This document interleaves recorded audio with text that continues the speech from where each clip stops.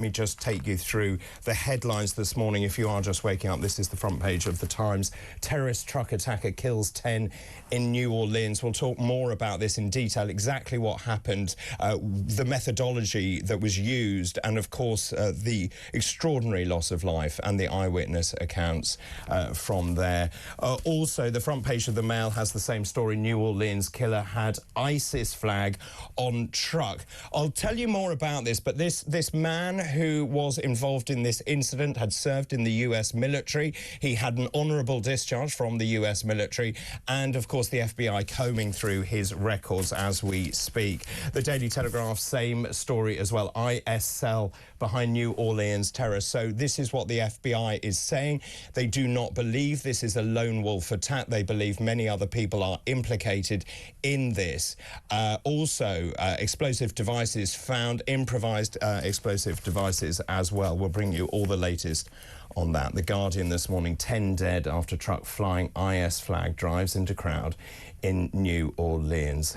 And the Mirror sums it up rather well, I think. America under attack on day one of 2025. The Daily Express, same story. Terror driver hell-bent on carnage kills 10. Other stories are in the papers as well, but that is the big story that you're waking up to this morning. Joining me this morning, Matthew Goodwi, Freeman, who is a political commentator. Good morning to you. Good morning to you. Happy New Year. And to you, and to you. It's always so horrific to burst the bubble of a new year, which is full of optimism and hope, and this is New Year's resolutions, isn't it? This is when people think, well, 2024 was pretty bad. I didn't enjoy that year. We're going to turn the page. This is 2025, and you're hit with these horrific headlines from New Orleans. And of course, this is all about, as I was saying, this terrorist with suspected links to IS drove a pickup truck. I cannot get my head into the mentality of someone who willfully wants to kill and maim as many people as they possibly can. And especially on a day where everyone is celebrating. As you said, it's about looking forward to the new year. The message here in London was about hope for a better year. And it's so sad that we wake up and hear that this is going on. I mean, you know, as you said, the terrorist, now named as Shazman Din Jabbar, 42, US national, served in the military. He sped into a crowd in America and killed, well, now the number's up to 15 and injured at least 35. It's genuinely shocking. It's one of those things where you look at videos online and you go, this could happen. There's no barricades, there's no protection. Well, so this is in the middle of a community. So this is really interesting because there are barricades, but they were taking them out. They were in the process of actually replenishing those barricades to make them more, I suppose, proof from these kind of attacks. And we know certain details are now unravelling about this. An IS flag was found on the rented vehicle. This is according to the FBI. Other improvised explosives as well. As I said, the FBI now very clear that he didn't act alone, that this was an organised, orchestrated attack. Yeah, well, he was found in full military gear. He was killed in a shootout with officers at the time. As you said, they found the vehicle ready with pipe bombs, guns also in there with concealed coolers. He had wires for remote detonation, and corresponding remote control was discovered in the vehicle. I mean, it was a proper attack, and it could have been far worse, which is the scary thing. But as you said, not acting alone, and that's the sad thing, because individuals like this are far harder to track and keep an eye on compared to large, planned, orchestrated attacks. So this is worrying for America, I'm sure. The detail that's emerging is that Jabbar was born in Texas, as we said, served in the US military. He had begun a conversion into Islam within the last year. Now, that has come from his own family, actually.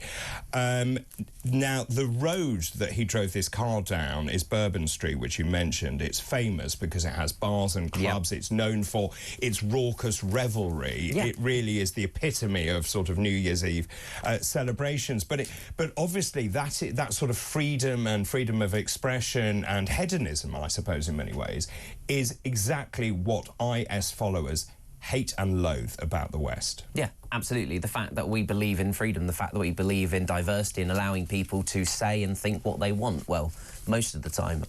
You know, that's the problem. That is the big problem. It is a direct attack on our Western values and our Western culture, and that's why this is going to be such a big thing over the next few weeks as this gets investigated, as they find out more about not only him, but anyone else that he was connected to. And obviously we did have that second incident at the Trump Tower in Texas, which I know we'll go on to. We will, yeah.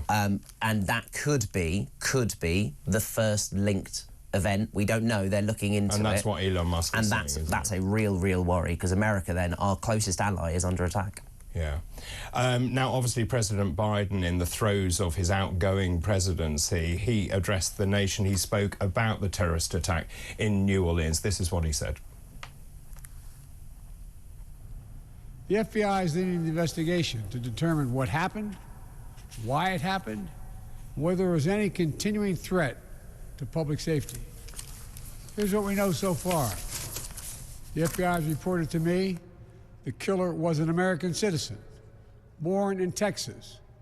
He served in the United States Army on active duty for many years. He also served in the Army Reserve until a few years ago.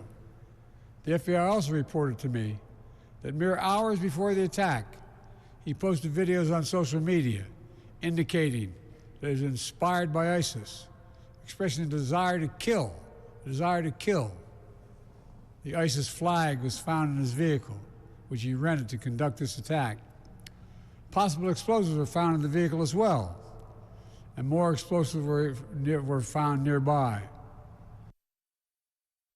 That's President Biden addressing the nation. Obviously, President Biden there calling the attack a despicable and heinous act. Of course, only 18 days to go until President Trump, or President-elect Trump, assumes office. Now, Donald Trump has also seized this attack, appearing to blame foreign criminals, linking it to illegal migration. His son, Donald Trump Jr., also posted on social media Biden's parting gift to America, migrant terrorists. They do say in politics, never let a catastrophe go to waste. Yeah, and we're literally 18 days away from President Trump 2.0. So, I mean, the timing of this is shocking and incredible as well. And I just want to pay tribute quickly to one of the victims, who was a recent graduate, a university student, Nikira Dodo. It's so sad to see someone celebrating the new year, getting ready for what would be a fantastic year, coming straight out of university and being killed so soon into it. It's genuinely one of those things where we talk about attacks, we talk about when things happen, and as if they're this far-off, distant thing, and then it happens really close time. And we had it here in the UK. We had an attack on Christmas Day where a car was rammed into people celebrating. We had Germany. They had their attack in a Christmas market just days before Christmas. I'm sorry, but this is the world that we're living in. These attacks that feel so far away are actually getting really close. I think you make a great point. These attacks are not faceless. You mentioned there Nikira, an 18-year-old aspiring nurse from Mississippi. That gives it the human aspect to this, a young lady who had her life ahead of her.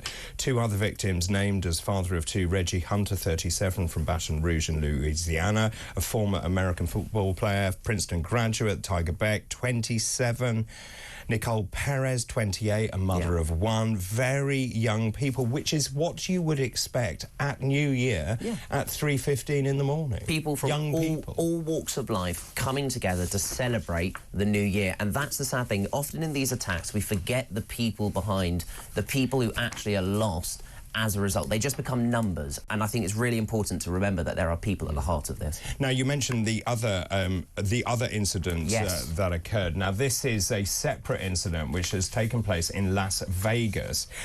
Police are investigating this because, as you can see here, this is a Tesla Cybertruck, one of the new Tesla models, which was parked outside the Trump Hotel in Las Vegas in Nevada. It was filled with fuel canisters, firework, mortars. These aren't just little fireworks. These are great big kind of vats of fireworks. These are mortars. These are intended to cause a real pain and suffering. Now, the interesting thing about this truck was rented in Colorado. The vehicle that we were talking about in Louisiana was rented as well, both rented from the same company. And that obviously is a lead that they will be following up closely on. Well, this is the thing. So, as you said, These are not your small firecrackers that you can go get from the local supermarket. These are not small things that you play around with. This was, again, another, statement moment. It's really interesting that they chose a Tesla, obviously, and parked it outside the Trump Hotel. A little nod there to Elon Musk and Donald Trump. Obviously, the two working together, ready to take over in the White House in just 18 days' time. It certainly is a message, and it's certainly something that's going to be investigated more and more. What I do like, though, is it just gives a little nod to how strong Tesla's cars are, because if you have a look at the Cybertruck, it's actually done pretty well, given the fact it effectively had a massive bomb in the back seat. So, no, it's again, obviously, one person's been killed. We believe that was the driver of the car, so could be a self-detonating device, obviously, but again, it's another instant, very conveniently at the same, around the same time, and yeah, it's another statement. Certainly. You see, with a name like Shamsuddin Bahar Jabbar, now I know he's a US national, but there will be people waking up this morning here in the United Kingdom, also in the United States, around Europe, saying, hang on a minute, this is linked to immigration, and that is what Donald Trump is saying as well. I get the sense that we're at a very pivotal moment. I was talking about this earlier with the team, saying that in many ways people are starting to say the unthinkable about the levels of migration into the United States, into the United Kingdom, for example, open doors policy, and that is what Trump has vowed to stamp down on in the United States, and that is also what people are increasingly voting to do here in the United Kingdom. Well, you say the unthinkable. I actually think it's the common sense opinions. I actually think it's the opinions that a lot of people think inside. They'll talk about around the dinner table, but then when they're out in public, they don't dare say it because they're scared of being labelled any-ist, racist, sexist, any phobist, any of these sorts of things. Actually, we're getting to a point where this is reality. This is happening now. In 2025, this is going to keep going on. But this is about having shared values. Yes. Or the lack of shared values, actually. And I think this comes back to a much bigger issue, which is you are welcome to come to this country or the United States, but you abide by the laws of that country and the values of that country. And if you can't subscribe to that, you are not welcome. 3 things. Be proud of the Union Jack. Be happy to wait in a queue and don't only complain about the weather. That's what you've got to do. Well, that's very true indeed. Thank you for the moment, Matthew. Let me throw that open to you this morning, just in terms of what you've heard. This attack in Louisiana, also in Las Vegas as well, whether or not they are related. Of course, Donald Trump jumping on that. Joe Biden giving an address on this as well. This is day 2 of a brand new year. What are your thoughts this morning? How concerned are you? And is my point pertinent, saying that actually this is a tipping point where people are beginning to say enough is enough? We cannot have people coming into our country or the United States who do not share our value set.